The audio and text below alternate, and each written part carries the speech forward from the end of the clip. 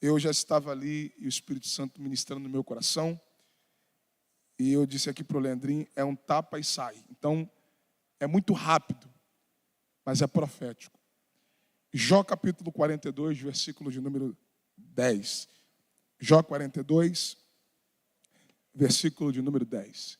Se é para falarmos de uma nova estação, eu acho que esse texto vai falar com alguém aqui essa noite. Jó 42, versículo de número 10. Olha que coisa interessante esse texto. Está escrito assim: e o Senhor virou o cativeiro de Jó, quando orava pelos seus amigos. E o Senhor acrescentou em dobro. Alguém ali deu glória a Deus. E o Senhor acrescentou em dobro a tudo quanto Jó antes possuía.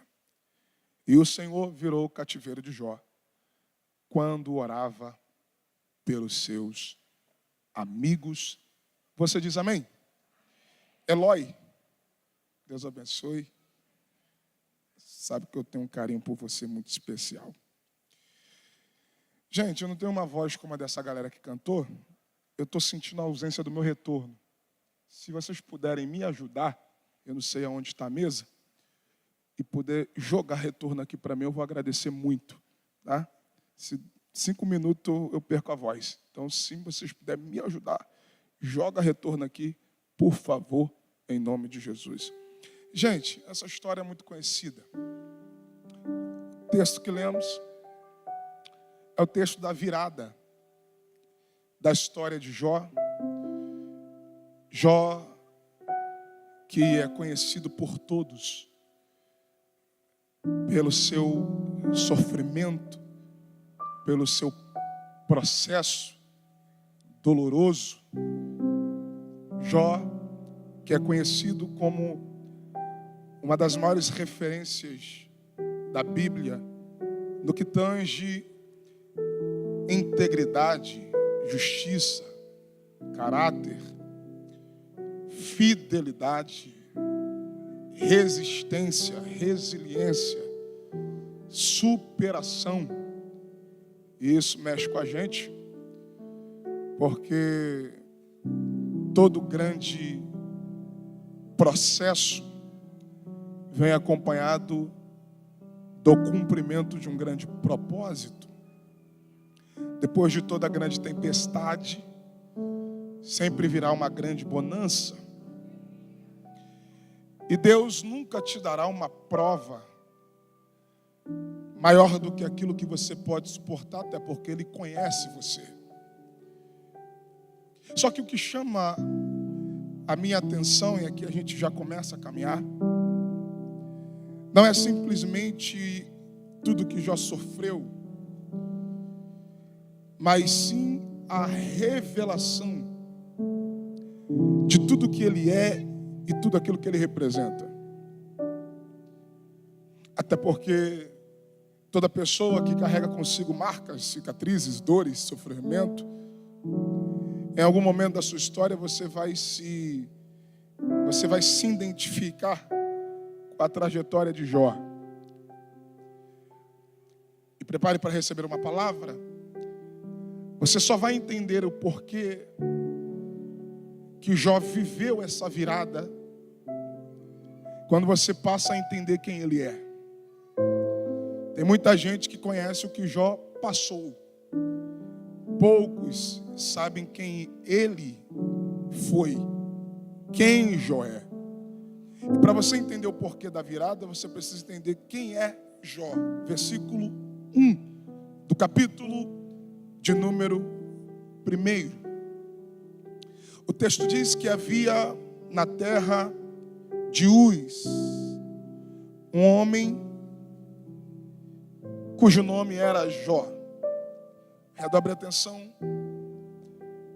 O texto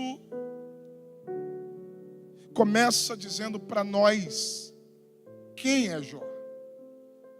E olha o que o escritor está dizendo a respeito dele, versículo 1. Ele era um homem íntegro e reto, Isso aponta para um caráter moral.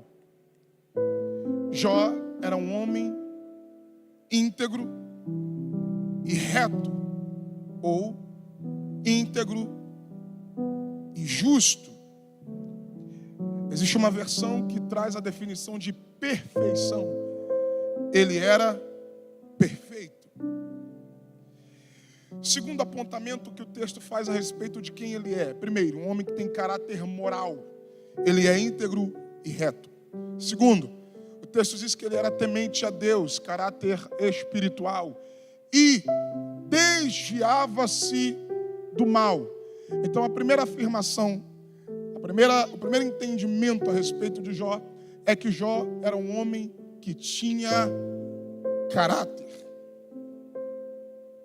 Segundo ponto, versículo 2: e nasceram-lhe 7 filhos e 3 filhas, totalizando, quantos filhos tinha Jó?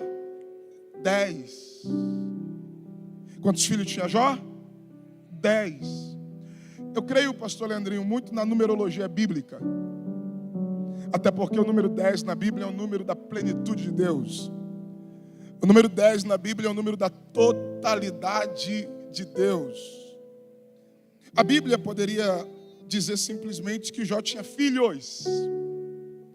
Mas por que o texto faz questão de definir que Jó tinha 7 filhos e 3 filhas, totalizando 10? Porque você só vai entender, pega a palavra, você só vai entender a plenitude familiar que Jó vivia quando você olha para quem ele era, versículo 1. E lá vai. O caráter de Jó, versículo 1, reflete na plenitude familiar que ele vivia, versículo 2. Vou de novo. O caráter de Jó, versículo 1, reflete na plenitude familiar que ele vivia, versículo 2. Porque o teu caráter será refletido de forma direta no seio familiar, na plenitude familiar que você vive. É só você observar a história. Um homem, um chefe de um lar, ou um lar deformado, você vai perceber que todo homem, todo chefe de família que tem o caráter deformado, logo você vai perceber que os seus filhos, em algum momento da vida, vão refletir a deformidade do caráter desse pai ou dessa mãe. Agora olhe para mim, prepare para receber a palavra. Primeiro o texto diz quem ele é, versículo 1. Depois o texto diz a plenitude familiar que ele vivia, versículo 2. Para depois o texto dizer o que ele tinha, versículo 3. E o que é que Jó tem? Vamos para o texto, versículo 3.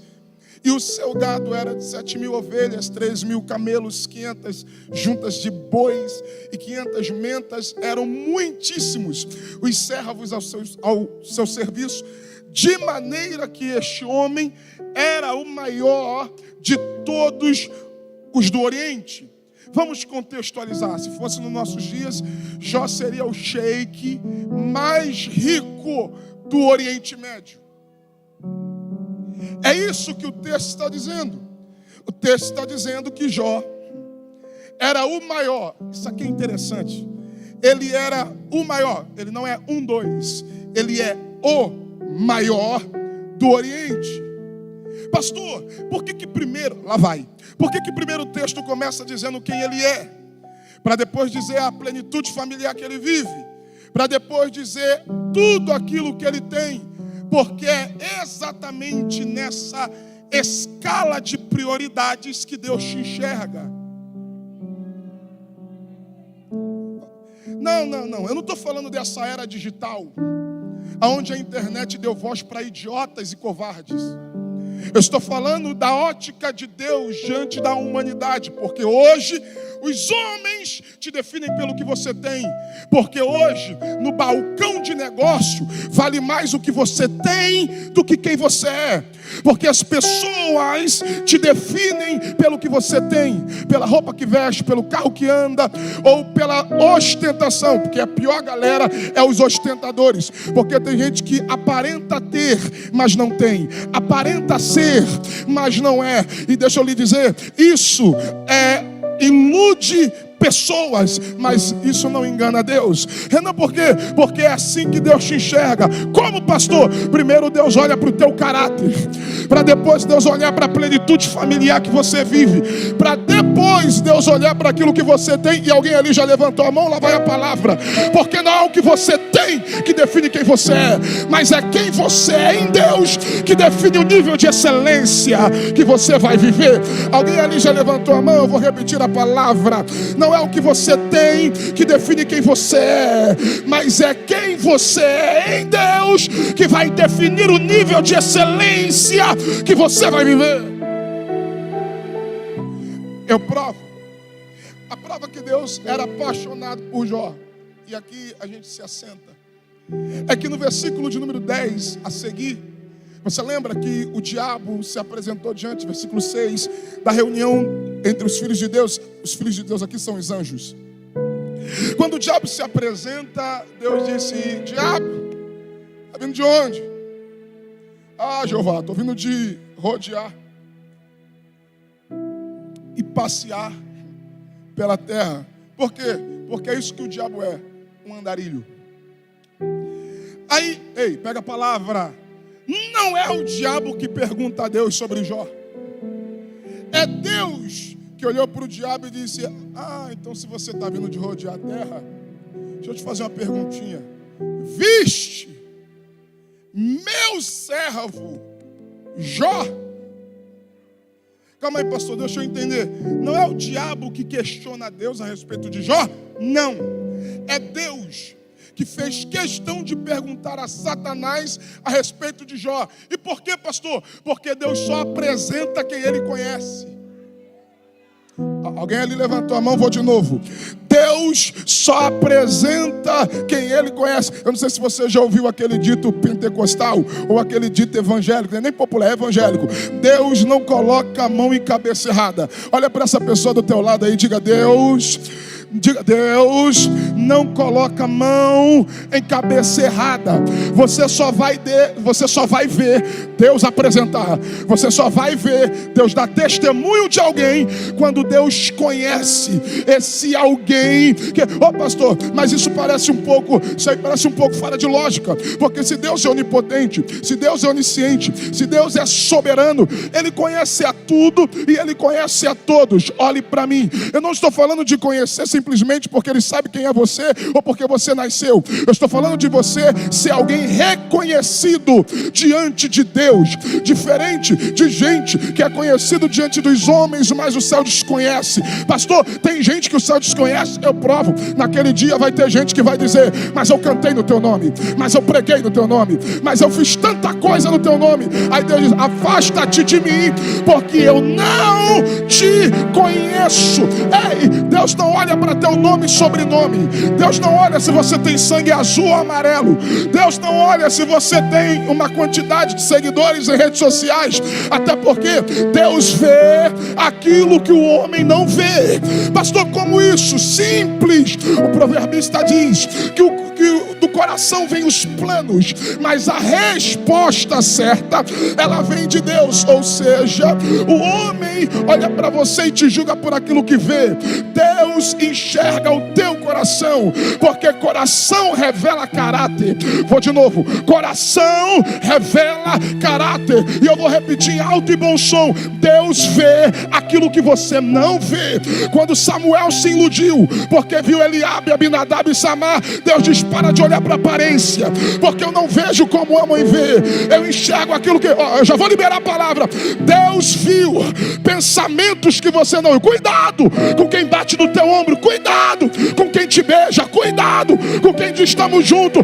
Deus vê coisa que você não vê, Deus ouve coisa que você não ouviu, Deus estava em reuniões que você não estava. Deus Deus conhece o homem pelo seu caráter. Olha para esse crente que está do teu lado aí.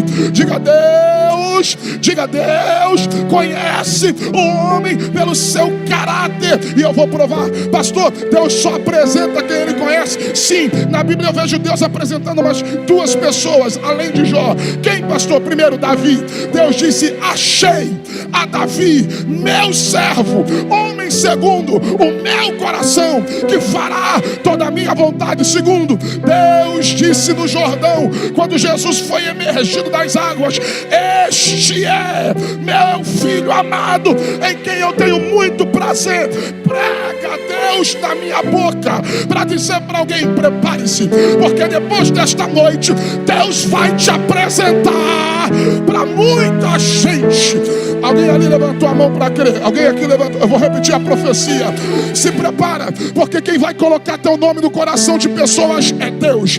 Se prepara, porque quem Deus vai indicar, quem Deus vai apresentar é você. E eu estou pregando para homens e mulheres de Deus. Eu estou pregando para profissionais. Eu estou pregando para empresários. Eu estou pregando para pessoas de diversos ramos. E prega a Deus na minha boca. Pode voltar para casa e dormir em paz, porque quem vai falar de você é Deus. Quem vai te apresentar é Deus. Quem vai te indicar é Deus. Quem vai te levar é Deus. Quem vai te referendar é Deus.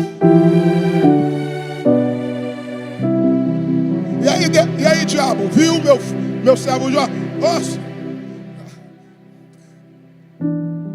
Leandrinho, Deus eleva, David, Deus eleva o nível.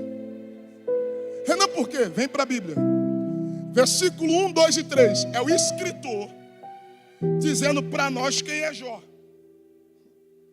A partir do versículo 8, 9, 10, 11, é Deus dizendo para o diabo quem é Jó. Vou de novo. Versículo 1, 2 e 3. É o escritor dizendo para nós quem é Jó. E quando o diabo se apresenta, é Deus quem diz quem é Jó. Quer ver?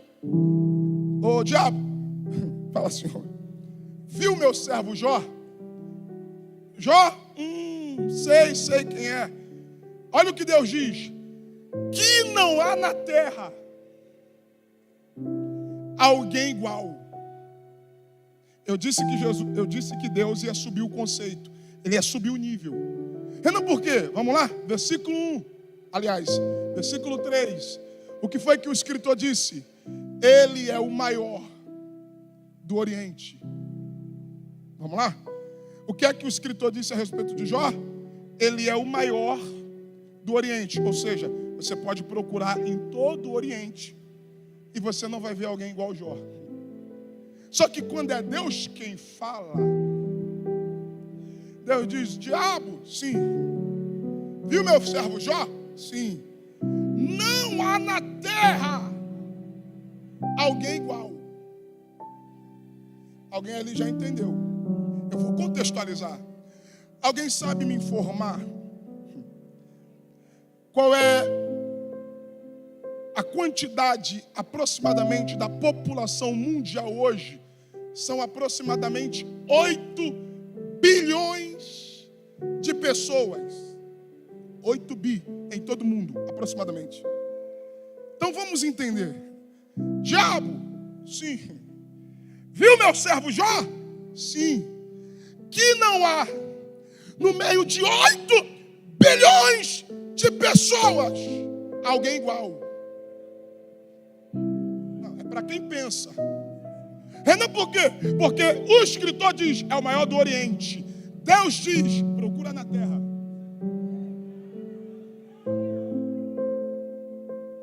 Que Deus é esse?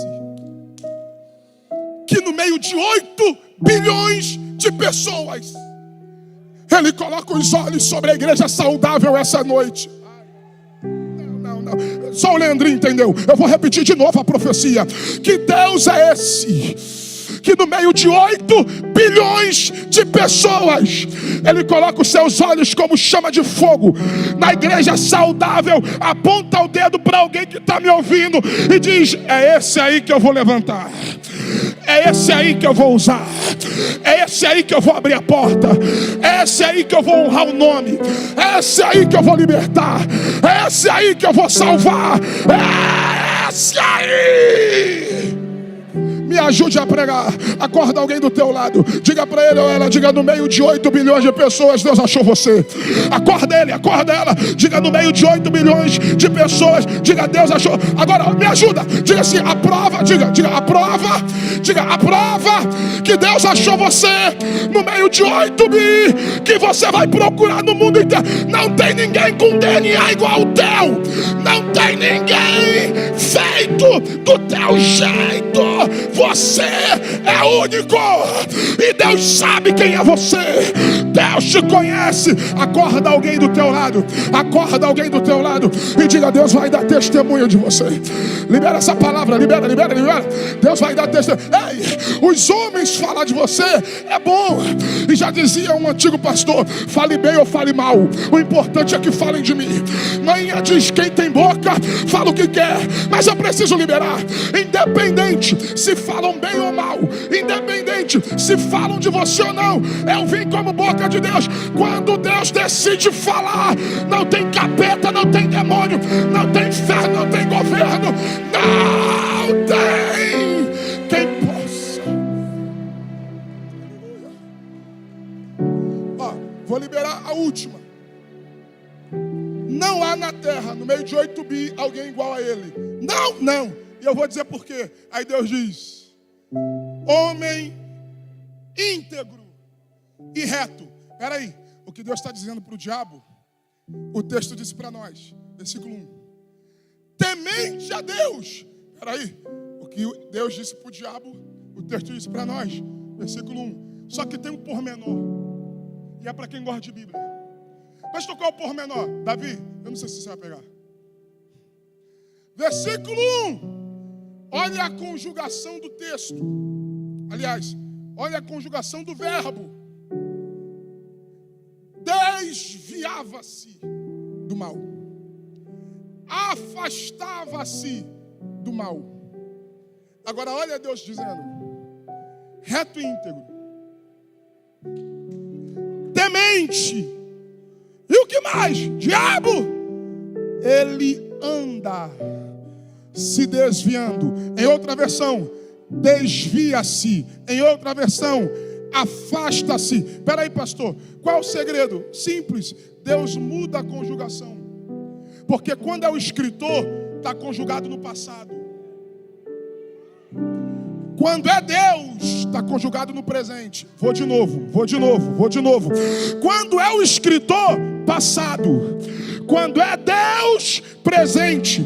Pastor, e por que o escritor diz a nós no passado e Deus diz ao diabo no presente? É Deus dizendo: demônio, não se iluda, não se engana, porque ele não era, ele continua. Ele não, alguém já pegou, vou de novo.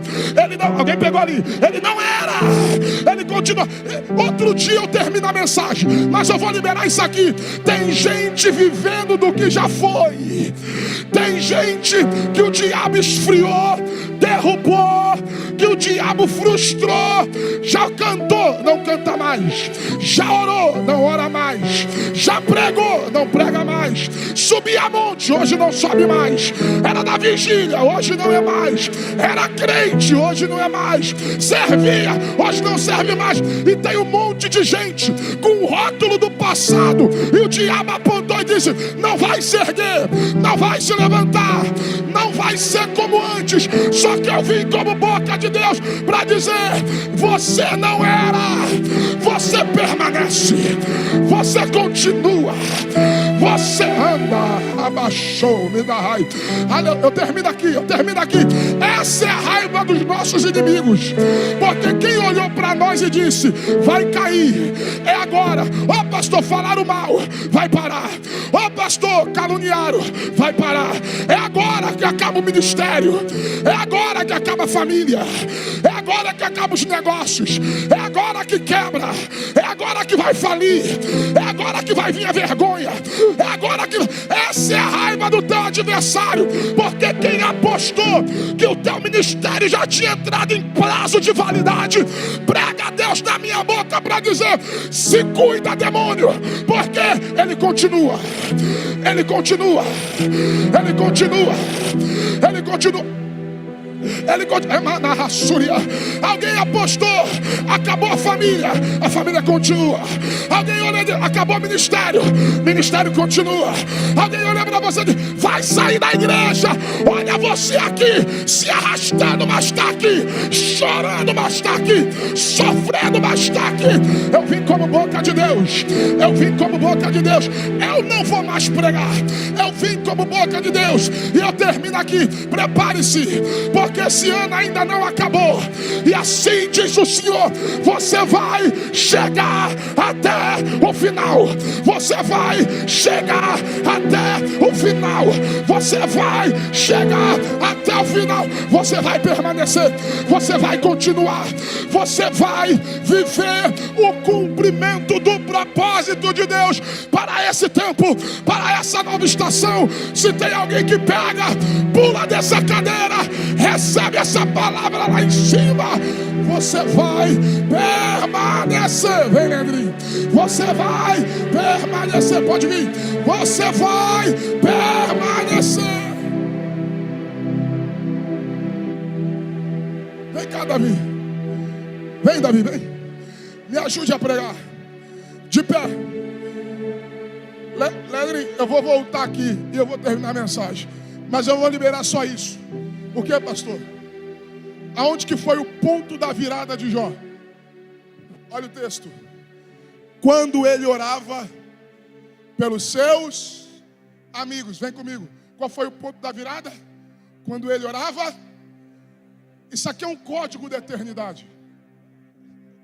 Eloy, isso aqui é um princípio do reino. Pastor, qual é o código? Simples.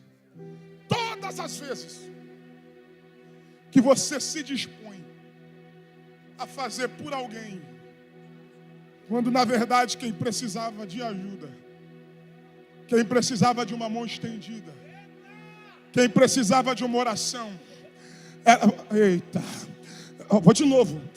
Quando foi que Deus virou o cativeiro de Jó? Olha o texto.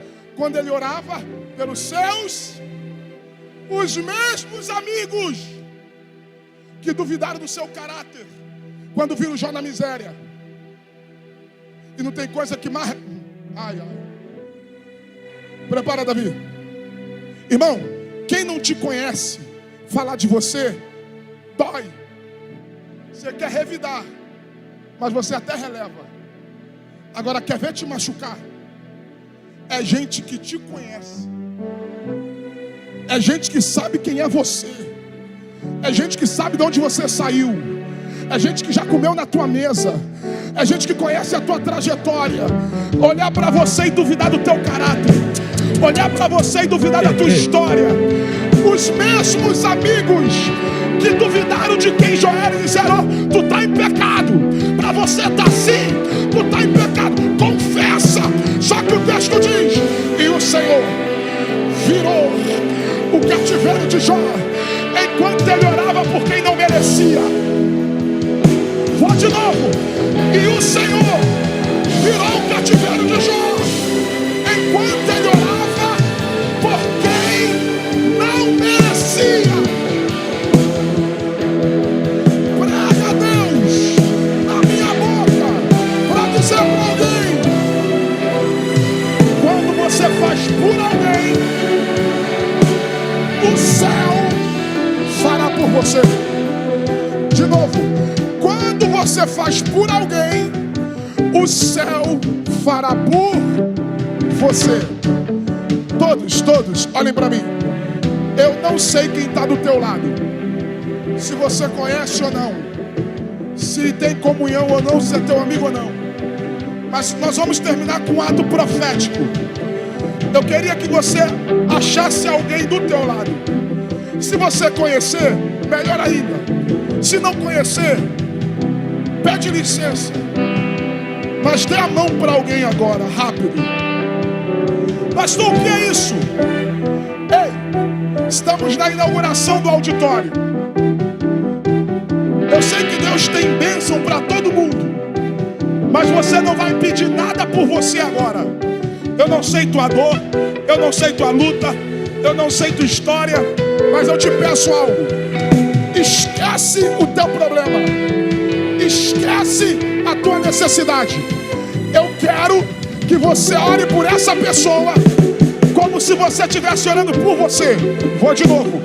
Eu quero que você ore por alguém do teu lado como se você estivesse orando por você. Entendeu por quê? Porque enquanto você estiver orando por alguém aqui agora, o céu já vai começar a promover a maior virada da tua história. Vou de novo. Enquanto você estiver orando por alguém, o céu vai promover a maior virada da tua história. Se tu tem comunhão, se tu conhece, ou até se não conhece, dê as mãos para alguém e comece a orar por ele agora. Comece a orar por ela agora. Por 30 segundos. Por 30 segundos. Por 30 segundos. Ore por alguém. Ore. Ore. Ore. Ore. Pode orar. Pode orar. Pode orar. Ora. Pode orar. Senhor, eu não conheço. Ora.